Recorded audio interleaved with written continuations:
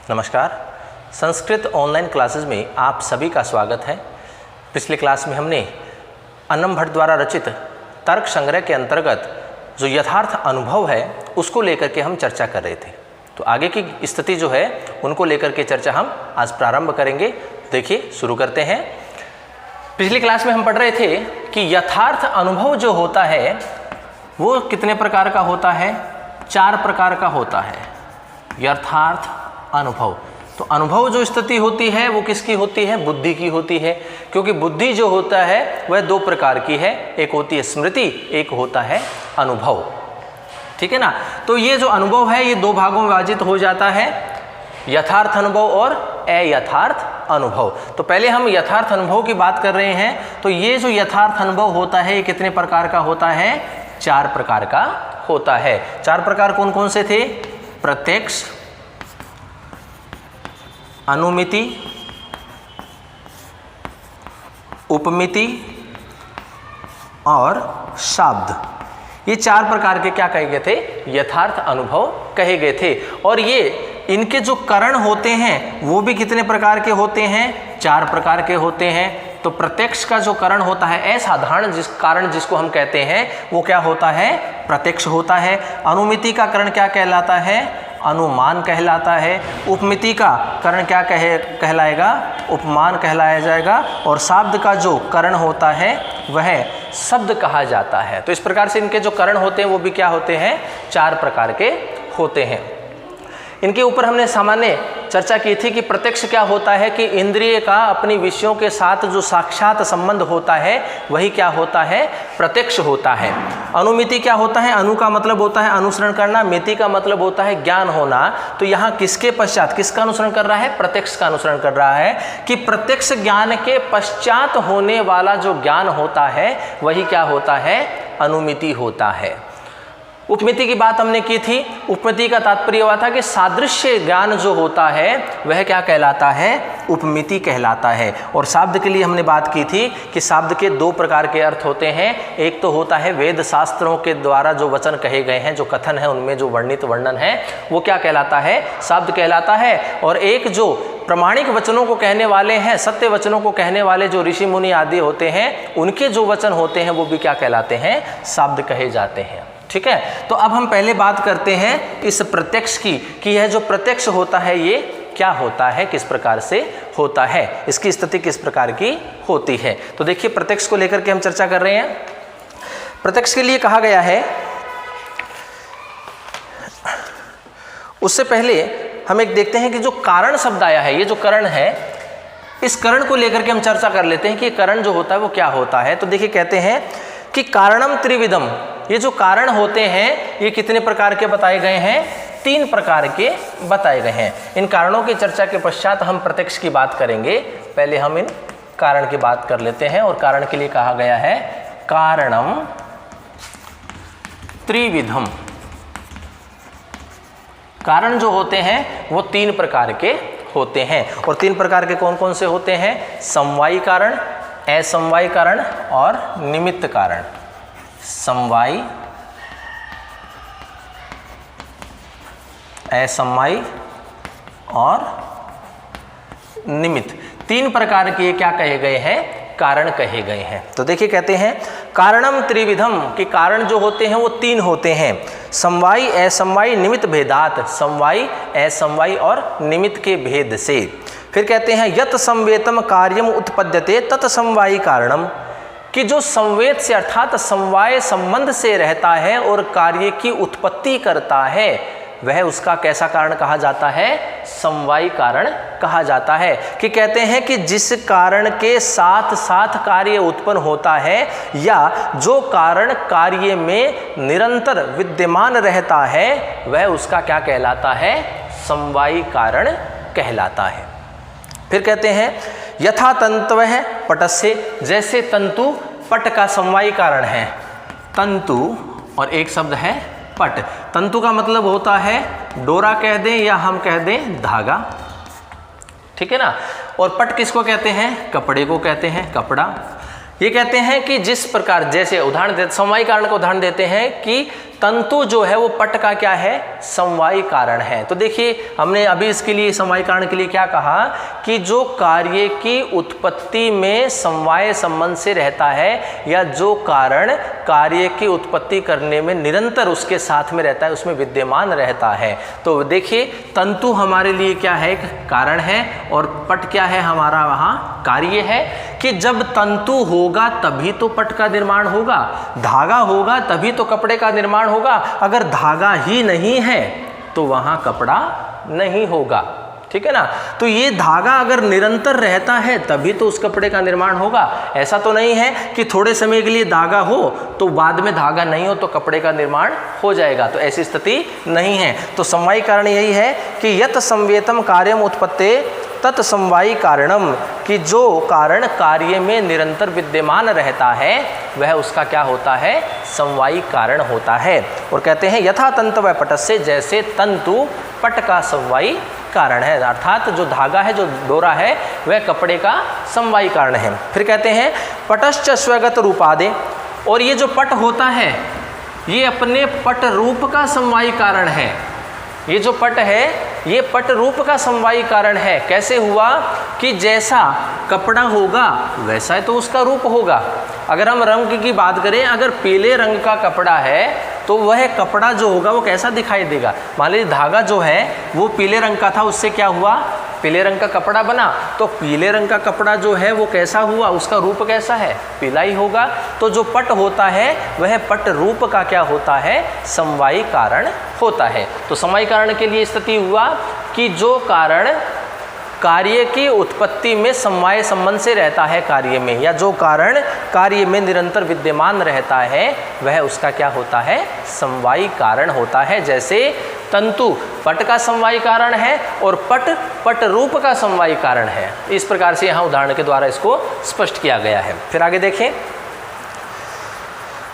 कार्येण कारणेन वा सह, कार्य के साथ या कारण के साथ, एकस्मिन अर्थे एक वस्तु में संवेत तत्वे अर्थात समवाय संबंध से स्थिर होकर के यत कारणम, और जो कार्य के प्रति कारण भी हो, तत् असमवायी कारणम, तो वह उसका क्या होता है, असमवायी कारण होता है। या तो कार्य के साथ में या कारण के साथ में समवाय संबंध को स्थापित करते हुए, और जो कारण भी हो कार्य का, तो वह ऐसा जो कारण होता है वह कैसा होगा, असमवायी कारण होता है। उदाहरण देते हैं, तंतु संयोग पटस्य, कि तंतुओं का जो संयोग है, तंतुओं का जो संयोग है वो क्या कहलाएगा, पट का क्या होता है, असमवायी कारण होता है। तंतुओं का संयोग अर्थात धागों का जो निरंतर संयोग है, जब ये संयोग होगा तभी तो उस पट का निर्माण होगा, ठीक है ना।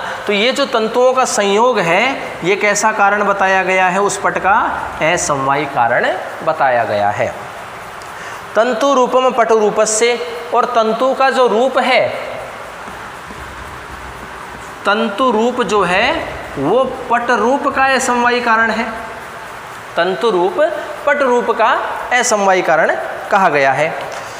तद उभय भिन्नम कारणम, इन दोनों से भिन्न जो कारण होता है, अर्थात समवायी और असमवायी, इन दोनों से भिन्न जो कारण होता है, निमित्त कारणम, तो वह निमित्त कारण होता है। यथा जैसे तूरी वेमादिकम पटस्य, तूरी वेमा आदि जो हैं वो पट के निमित्त कारण कहे गए हैं। तो ये स्थिति है कारणों की, कि कारण जो होते हैं वो तीन प्रकार के होते हैं, समवायी कारण, असमवायी कारण और निमित्त कारण। समवायी कारण के लिए कहा गया है कि जो कारण कार्य में निरंतर विद्यमान रहे, कार्य की उत्पत्ति में वह समवाय संबंध से उसके साथ रहे, तो वह उसका समवायी कारण कहलाता है। जैसे तंतु पट का समवायी कारण है और पट पट रूप का समवायी कारण है। असमवायी के लिए कहा गया है कि कार्य के साथ में या कारण के साथ में एक वस्तु में समवाय संबंध से रहते हुए, स्थिर होकर के रहते हुए, और वह उसका कारण भी हो, उस कार्य का कारण भी हो, तो ऐसा वह कारण कैसा कहा जाएगा, असमवायी कारण कहा जाएगा। जैसे हमने देखा था कि तंतु, ये जो तंतु संयोग जो है वो पट का कैसा है, असमवायी कारण कहा जाता है, और तंतु रूप जो है वह पट रूप का असमवायी कारण कहा जाता है।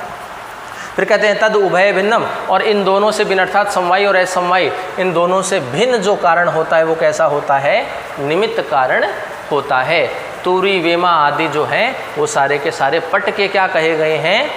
निमित्त कारण कहे गए हैं।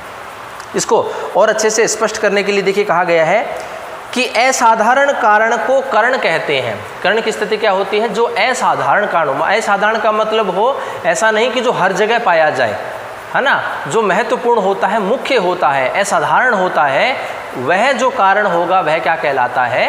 करण कहलाता है। अर्थात वह विशिष्ट वस्तु जो किसी पदार्थ के उत्पादन में विशेष रूप से कारण हो, करण कहलाती है। वह विशिष्ट वस्तु जो किसी कार्य की उत्पत्ति में सहायक हो, विशेष रूप से उसका कारण हो, वह क्या कहलाती है? उसका करण कहलाती है।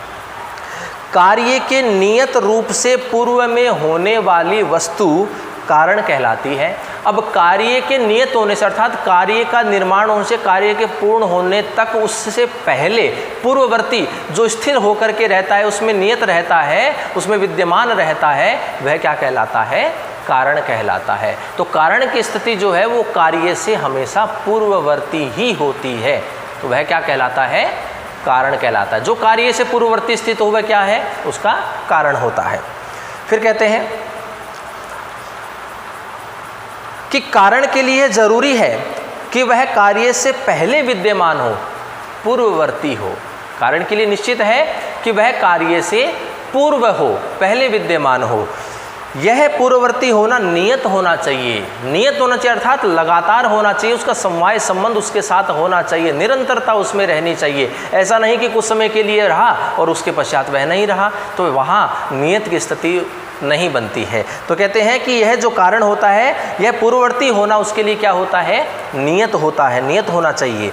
यह न होना चाहिए कि कहीं तो वह पूर्ववर्ती हो और कहीं पर वह पूर्ववर्ती न हो।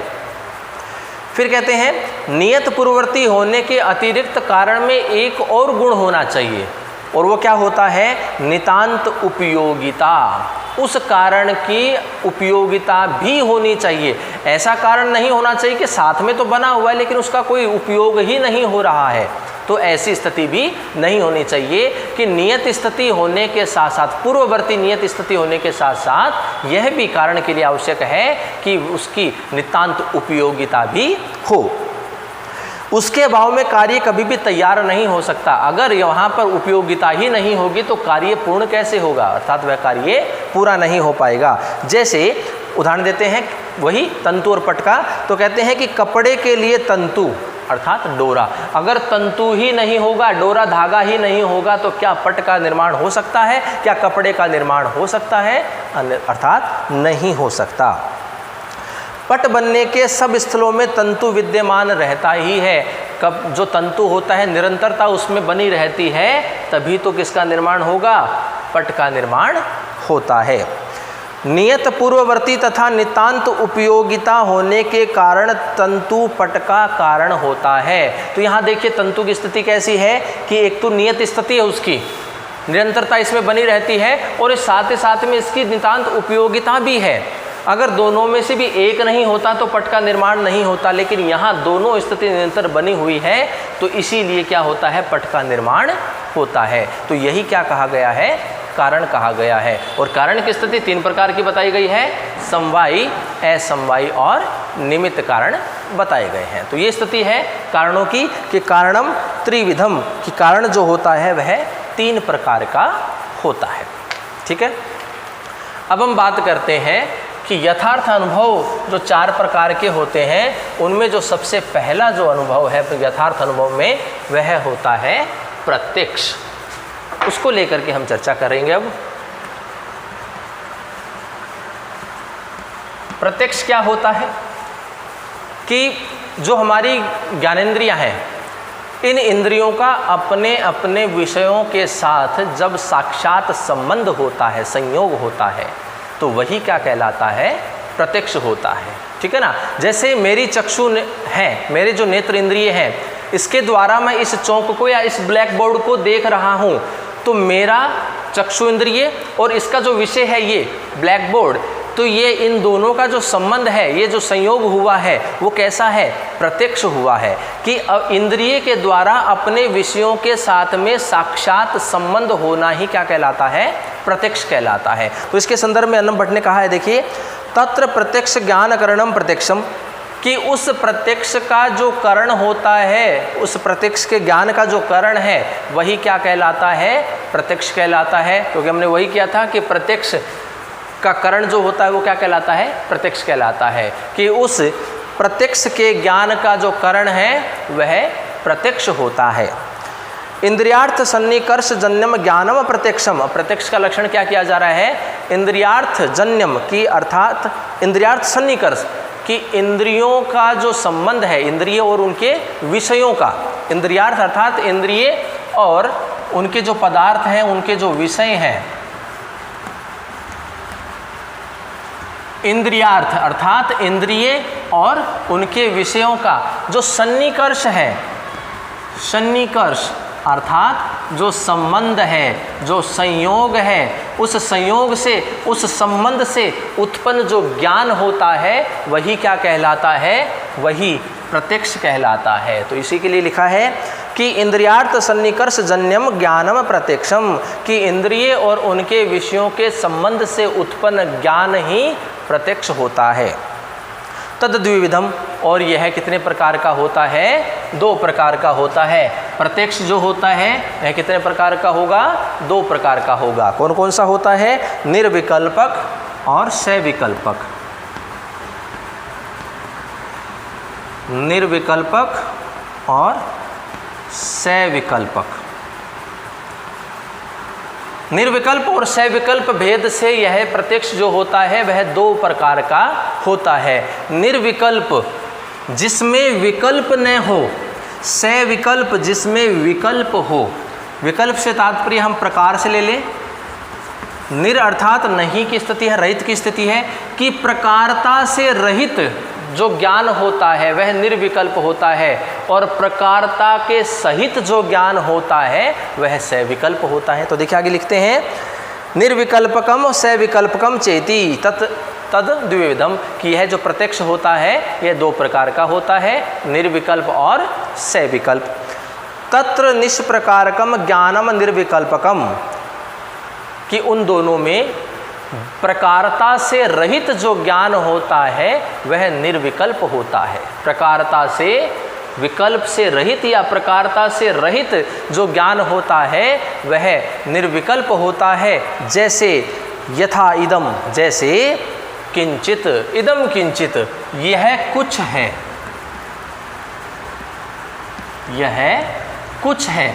तो देखिए निर्विकल्पक जो प्रत्यक्ष होता है उसमें साक्षात तो होता है, लेकिन वहाँ विकल्प हमें नहीं दिखाई देते। वहाँ कैसी स्थिति होती है? कुछ की स्थिति होती है कि कुछ तो है, कुछ है। तो यहाँ पर स्पष्टता नहीं है, यहाँ पर हमारे पास विकल्प नहीं है, न हमें उसका नाम पता है, न उसकी जाति पता है, न उसके गुणों का पता है हमें, न उसकी जो व्याख्या है, जो उसका कार्य है उसके बारे में पता है। तो इन प्रकारों से रहित जो ज्ञान होता है वह क्या होता है? निर्विकल्प होता है, जिसमें स्थिति कैसी होती है? कुछ की स्थिति होती है कि यह कुछ है। ठीक है ना? तो निर्विकल्प के लिए कहा गया है कि निष्प्रकारकम ज्ञानम निर्विकल्पकम, कि प्रकारता से रहित जो ज्ञान होता है वह निर्विकल्प होता है। यथा इदम किंचित, कि जैसे यह कुछ है। तो कुछ है वाली स्थिति हमें कहाँ दिखाई देगी? निर्विकल्पक प्रत्यक्ष में दिखाई देती है। फिर कहते हैं स प्रकारकम ज्ञानम सविकल्पकम, कि प्रकारता से युक्त जो ज्ञान होता है वह क्या कहलाता है? सविकल्प कहलाता है, अर्थात सविकल्प का प्रत्यक्ष कहलाता है। कि जहाँ हमें प्रकारता दिखाई दे, प्रकारता के सहित हो, विकल्प के सहित जो ज्ञान होता है, अर्थात हमें उसका नाम भी पता हो, उसकी जाति भी पता हो, उसके गुण भी पता हो, उसके कार्य भी पता हो, तो इन विकल्पों के साथ जो हमें ज्ञान होता है वह सविकल्पक कहलाता है। जैसे डित्थो अयम श्यामो अयम इति, कि यह डित्थ है या यह श्याम है। ठीक है ना? तो यहाँ हमें स्पष्ट है किसका नाम क्या है, इसकी जाति क्या है, इसका गुण क्या है, उसके कार्य क्या है, ये प्रकार है, ये विकल्प है। इन विकल्प के साथ में यदि हमें कोई ज्ञान होता है तो वह सविकल्प होगा, और इन प्रकारताओं से या विकल्पों से रहित जो ज्ञान होगा, जैसे कुछ है वाली स्थिति होगी, तो वह निर्विकल्प कहलाएगा। ठीक है ना। तो ये स्थिति है। देखिए एक बार पुनः इसके किस प्रकार से व्याख्या यहाँ अन्ना भट्ट ने की है। तो देखिए कहते हैं कि जब इंद्रिय और अर्थ अर्थात उनके विषय के सन्निकर्ष से किसी वस्तु का नाम, जाति, गुण आदि से रहित सामान्य सा ज्ञान होता हो, उसे निर्विकल्पक अर्थात प्रकार रहित ज्ञान कहते हैं। जैसे यह कुछ है, इस प्रकार से बोध होना या ज्ञान होना। इस प्रकार के ज्ञान में विशेषण विशेष्य भाव का सर्वथा अभाव रहता है, क्योंकि हमें उसी की विशेषता ही नहीं पता। जब विशेषण नहीं होंगे तो विशेषता हमें कहाँ से पता लगेगी। तो यहाँ स्थिति होती है कि विशेषण विशेष्य का यहाँ सर्वदा अभाव ही रहता है। परंतु जब इंद्रियार्थ सन्निकर्ष से किसी वस्तु में नाम, जाति, गुण, कार्य आदि के साथ में हमें उस वस्तु के विशेष की प्रतीति होती है, विशेष ज्ञान की हमें स्थिति पता लगे, तो उसे सविकल्प या विकल्प सहित या प्रकारता सहित ज्ञान उसको हम कहते हैं। और इसमें विशेषणों के द्वारा हमें वस्तु की विशेषताओं का ज्ञान होता है, उसका बोध होता है। जैसे किसी व्यक्ति के लिए यह डिथ नाम वाला सांवला है, तो यहाँ हमें उसकी जाति, उसका नाम, उसके गुण, कार्य आदि के बारे में पता लग रहा है, तो यहाँ स्थिति कैसी हो जाएगी, ये सविकल्पक हो जाएगी। तो ये है प्रत्यक्ष की स्थिति कि प्रत्यक्ष क्या होता है कि प्रत्यक्ष का जो करण है वही क्या कहलाता है, प्रत्यक्ष कहलाता है। और यह जो प्रत्यक्ष है वह इंद्रिय और उनके विषयों के साथ साक्षात संबंध होने से, सन्निकर्ष होने से जो ज्ञान उत्पन्न होता है वह प्रत्यक्ष कहलाता है। और यह दो प्रकार का होता है, निर्विकल्पक और सविकल्पक। निर्विकल्पक अर्थात प्रकारता से रहित ज्ञान निर्विकल्पक होता है, और प्रकारता के सहित ज्ञान जो होता है वो सविकल्पक होता है। तो ये स्थिति थी प्रत्यक्ष की। इस प्रत्यक्ष के अंतर्गत एक शब्द आया है इंद्रियार्थ सन्निकर्ष। इंद्रियार्थ सन्निकर्ष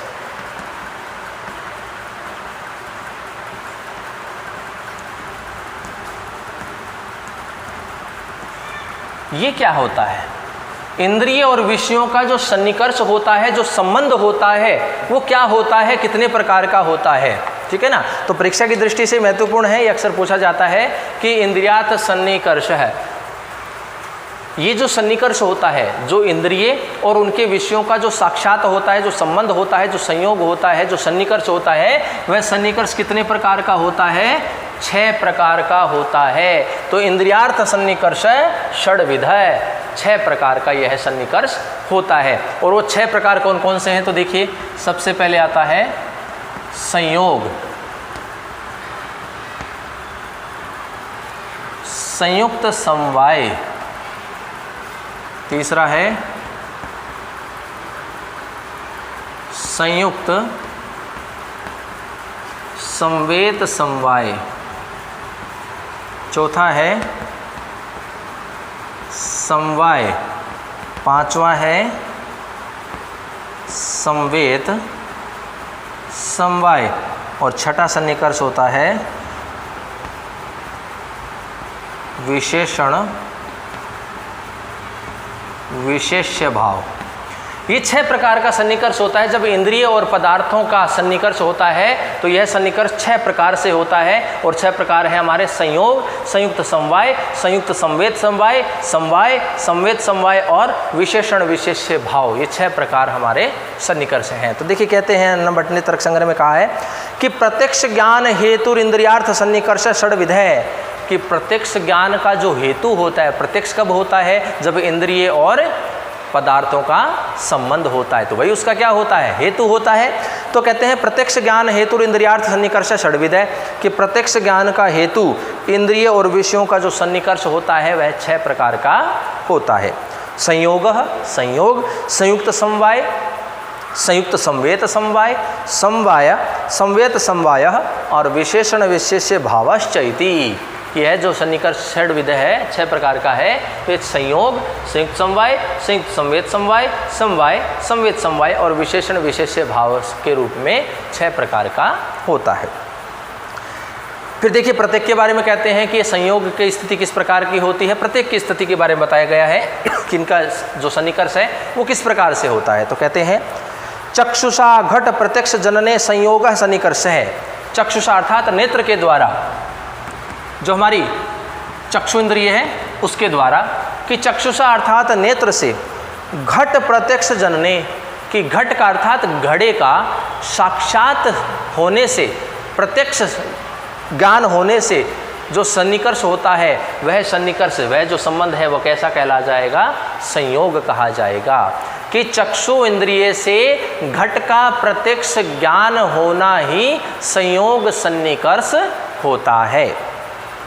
फिर कहते हैं घट रूप प्रत्यक्ष जनने संयुक्त समवाय सन्निकर्ष है। फिर कहते हैं कि घट रूप प्रत्यक्ष जनने, कि उस चक्षु इंद्रिय के द्वारा उस घड़े में विद्यमान घड़े का जो रूप है, घट रूप है, उसका जब प्रत्यक्ष होता है, उसका जब ज्ञान होता है, तो ऐसा जो सन्निकर्ष होता है वह संयुक्त समवाय सन्निकर्ष होता है। चक्षु इंद्रिय के द्वारा घट में विद्यमान घट रूप का प्रत्यक्ष ज्ञान होने पर जो सन्निकर्ष कहा जाता है वह संयुक्त समवाय सन्निकर्ष कहा जाता है। फिर कहते हैं चक्षु संयुक्ते घटे रूपस्य समवायात, कहते हैं कि चक्षु के अर्थात नेत्र इंद्रिय के संयुक्त होने पर घट में जो रूप होता है, घट के अंदर जो विद्यमान रूप है वह उस घड़े में समवायात, समवाय संबंध से रहता है। रूपत्वम सामान्य प्रत्यक्ष संयुक्त संवेत समवाय सन्निकर्ष है। फिर कहते हैं कि उस चक्षु इंद्रिय के द्वारा उस घट में विद्यमान जो रूपत्व जाति है, जो रूप गुण है, उस गुण की जो जाति है रूपत्व जाति, उस रूपत्व जाति का प्रत्यक्ष होने पर जो सन्निकर्ष होता है, उसका साक्षात होने पर जो ज्ञान होता है, जो सन्निकर्ष होता है, वह संयुक्त संवेत समवाय कहलाता है। तो ऐसा जो सन्निकर्ष होता है वह कैसा होगा, संयुक्त संवेत समवाय। कैसा कि चक्षु इंद्रिय के द्वारा उस घड़े में विद्यमान जो रूप नामक गुण है, उस गुण की जो रूपत्व जाति है, उस जाति का प्रत्यक्ष होने पर जो सन्निकर्ष हुआ उस चक्षु इंद्रिय के द्वारा, वह सन्निकर्ष कैसा कहा जाएगा, संयुक्त संवेत समवाय कहा जाता है। फिर कहते हैं चक्षु संयुक्ते घटे रूपम संवेतम तत्र रूपत्वस्य समवायात। तो कहते हैं कि उस चक्षु इंद्रिय के द्वारा संयुक्त होने पर घड़े में उस रूप नामक गुण के संवेत रहने पर वहाँ पर उस रूप में रूपत्व जाति जो है वह समवाय संबंध से रहती है। कि ये जो रूपत्व जाति है वह उस घड़े के रूप का जो गुण है, उसका जो गुण है, उसका जो रूप है, उस रूप में वह जो रूपत्व जाति है वह विद्यमान रहती है, अर्थात समवाय संबंध से विद्यमान रहती है। तो उसका जो साक्षात होता है चक्षु इंद्रिय के द्वारा उस रूपत्व जाति का, तो वह जो सन्निकर्ष कहा जाता है वो कैसा होता है, संयुक्त संवेत समवाय होता है। फिर कहते हैं श्रोत्रेण शब्द है साक्षात्कारे समवाय सन्निकर्ष है। फिर कहते हैं कि श्रोत इंद्रिय, अब यहाँ स्थिति आती है, इंद्रिय हमारे यहाँ बदल दी गई है, पहले यहाँ चक्षु इंद्रिय थी, अब श्रोत इंद्रिय की बात की जा रही है। कि श्रोत्रेण शब्द साक्षात्कारे समवाय सन्निकर्ष है। कि श्रोत इंद्रिय के द्वारा जो शब्द का साक्षात्कार होता है, प्रत्यक्ष होता है, वह जो सन्निकर्ष होता है श्रोत इंद्रिय और उस शब्द का जो सन्निकर्ष होता है वह कैसा कहलाता है, समवाय सन्निकर्ष कहलाता है। वह कैसा होगा, समवाय सन्निकर्ष। श्रोत इंद्रिय के द्वारा शब्द का जो साक्षात होता है, जो प्रत्यक्ष होता है, जो ज्ञान होता है, वह जो सन्निकर्ष होता है उस शब्द के साथ में श्रोत इंद्रिय का, वह जो संबंध है, वह जो सन्निकर्ष है वो कैसा होता है, समवाय संबंध होता है, समवाय सन्निकर्ष होता है। फिर कहते हैं कर्ण विवर वृत्त्याकाशस्य श्रोतत्वात्। कि कर्ण विवर अर्थात अवकाश में जो खाली जगह है, अवकाश में रहने वाला आकाश जो है वो क्या है, वो स्रोत है।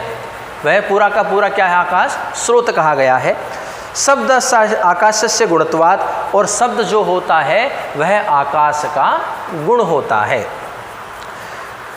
गुणत्वात् गुण गुणिनोश्च समवायात, और यह जो गुणी होता है यह जो गुणी नामक जो द्रव्य है उसमें यह शब्द नामक गुण जो होता है वह समवाय संबंध से रहता है। तो कहते हैं कि कर्ण विवर वृत्त्याकाशस्य स्रोतत्वात्, कि अवकाश में रहने वाला आकाश जो है वह स्रोत होता है, और शब्दस्य आकाश गुणत्वात्, और शब्द जो है वो आकाश का गुण होता है, और गुण गुणिनोश्च समवायात्, और उस गुणी द्रव्य में गुण जो है वह समवाय संबंध से निवास करके रहता है। शब्दत्व साक्षात्कारे संवेत समवाय सन्निकर्ष है, और जब उस शब्द की जो शब्दत्व जाति है उस शब्दत्व जाति का ज्ञान उस स्रोत इंद्रिय के द्वारा होता है, तो वहाँ जो सन्निकर्ष होता है वह संवेत समवाय सन्निकर्ष होता है। उस स्रोत इंद्रिय के द्वारा उस शब्द की शब्दत्व जाति का जो ज्ञान होता है, जो प्रत्यक्ष होता है, साक्षात्कार होता है, तो ऐसी स्थिति में जो स्रोत इंद्रिय और उस शब्दत्व जाति का जो सन्निकर्ष होता है वह संवेत समवाय सन्निकर्ष कहलाता है। स्रोत संवेते शब्दे शब्दत्व से समवायात, कहते हैं कि स्रोत इंद्रिय के संवेत होने पर अर्थात समवाय संबंध स्थित होने पर शब्द में विद्यमान जो शब्दत्व जाति है वह उस शब्द नामक गुण में समवाय संबंध से रहती है। इसीलिए जो सन्निकर्ष होता है वह कैसा है? संवेत समवाय सन्निकर्ष होता है। फिर कहते हैं अभाव प्रत्यक्षे, अभाव का प्रत्यक्ष होने पर अर्थात जब चक्षु इंद्रिय के द्वारा अभाव का प्रत्यक्ष होता है तो विशेषण विशेष्य भाव सन्निकर्ष है। तब वहाँ कौन सा सन्निकर्ष होता है? विशेषण विशेष्य भाव सन्निकर्ष होता है कि चक्षु इंद्रिय के द्वारा अभाव का प्रत्यक्ष होने पर विशेषण विशेष्य भाव सन्निकर्ष कहा जाता है। जैसे घटाभावावद भूतलम, कि घट के अभाव वाला यह भूतल है, यह भूमि है, कि यहाँ चक्षु इंद्रिय के द्वारा भूमि पर हमें किसी प्रकार का कोई घड़ा नहीं दिखाई दे रहा है, तो वह भूमि जो है वो किस प्रकार की है? घड़े के अभाव वाली है। कि घटाभाववद भूतलम, कि घड़े के अभाव वाली यह भूमि है या यह भूतल है। इत्यत्र यहाँ पर चक्षु संयुक्ते, यहाँ पर चक्षु इंद्रिय के संयुक्त होने पर अर्थात संवेत होने पर, समवाय होने पर भूतले अर्थात भूतल यहाँ पर क्या स्थिति होती है? विशेष्य की होती है। घटाभावस्य विशेषणत्वात्, और घट का जो अभाव होता है वो क्या कहलाएगा? उसका विशेषण है। क्योंकि भूमि है वह हमारे सामने है, प्रत्यक्ष है, तो वो क्या हो गई हमारे लिए? विशेष्य हो गई। और घड़े का अभाव वहाँ दिखाई दे रहा है, तो भूमि किस प्रकार की है? घड़े के अभाव वाली है, तो वो उसका क्या हो जाएगा? विशेषण हो जाएगा। तो भूतल विशेष्य है, घड़े का भाव कैसा है? विशेषण है। तो यहाँ चक्षु इंद्रिय के संयुक्त होने पर विशेष्य भूतल में विशेषण घड़े का भाव प्रकट हो रहा है। एवं सन्निकर्ष सन्निकर्ष षटक जन्य ज्ञान प्रत्यक्षम, इस प्रकार से जो सन्निकर्ष प्रत्यक्ष इंद्रियों के द्वारा जो ज्ञान होता है वह ज्ञान कैसा होता है? प्रत्यक्ष होता है। सन्निकर्ष षटक जन्यम ज्ञान प्रत्यक्षम, इस प्रकार सन्निकर्ष से उत्पन्न होने वाला, इस प्रकार से संबंध के द्वारा जो ज्ञान उत्पन्न होता है, और वह जो सन्निकर्ष वह इस प्रकार 6 प्रकार से होता है कि इन 6 में से किसी भी प्रकार का संबंध होकर के सन्निकर्ष होने पर हमें जो ज्ञान प्राप्त होगा वो सारा का सारा ज्ञान कैसा कहलाएगा? वह प्रत्यक्ष ज्ञान ही कहलाएगा। तत्कर्णम इंद्रिय, और उस प्रत्यक्ष का कारण क्या है? उसकी इंद्रियां हैं, क्योंकि इंद्रियों के द्वारा ही हमें किसका ज्ञान हो रहा है? प्रत्यक्ष का ज्ञान हो रहा है। तस्माद् इंद्रिय प्रत्यक्ष प्रमाणमिति सिद्धम, इस कारण से इंद्रिय प्रत्यक्ष प्रमाण है और यह बात सिद्ध होती है। तो इस प्रकार से यहाँ पर जो प्रत्यक्ष ज्ञान होता है वह इंद्रिय और विषयों के सन्निकर्ष से होता है, और इंद्रियों का जो सन्निकर्ष होता है वह इंद्रिय और विषयों का जो सन्निकर्ष होता है वह कितने प्रकार का होता है? 6 प्रकार का होता है। संयोग, संयुक्त समवाय, संयुक्त संवेत समवाय, समवाय संवेत समवाय और विशेषण विशेष्य भाव होता है। एक बार पुनः इसको सार रूप में देख लेते हैं। संयोग क्या होता है? कि चक्षु इंद्रिय के द्वारा जो हमें प्रत्यक्ष होता है वह जो सन्निकर्ष होगा अपने विषयों के साथ में, वह संबंध के सन्निकर्ष कैसा होगा? संयोग होगा। संयुक्त समवाय क्या होता है? कि उस चक्षु इंद्रिय के द्वारा उस घट में विद्यमान जो उसका रूप होता है, उस रूप का साक्षात्कार होने पर संयुक्त समवाय होता है। और उस चक्षु इंद्रिय के द्वारा उस घट के रूप में जो रूपत्व जाति रहती है, उस रूपत्व जाति का साक्षात्कार होने पर संयुक्त संवेत समवाय होता है। श्रोत इंद्रिय के द्वारा शब्द का साक्षात्कार होने पर वहाँ समवाय सन्निकर्ष होता है। और श्रोत इंद्रिय के द्वारा उस शब्द में निवास करने वाले शब्दत्व जाति का जो साक्षात्कार होता है वह संवेत समवाय होता है। और चक्षु इंद्रिय के द्वारा अभाव का प्रत्यक्ष होने पर वहाँ विशेषण विशेष्य भाव सन्निकर्ष दिखाई देता है। तो इस प्रकार से प्रत्यक्ष का जो इंद्रिय और सन्निकर्ष का जो इंद्रिय और पदार्थों का जो सन्निकर्ष होता है वह सन्निकर्ष 6 प्रकार का होता है। तो इसी का वर्णन इसके अंतर्गत यहाँ किया गया है।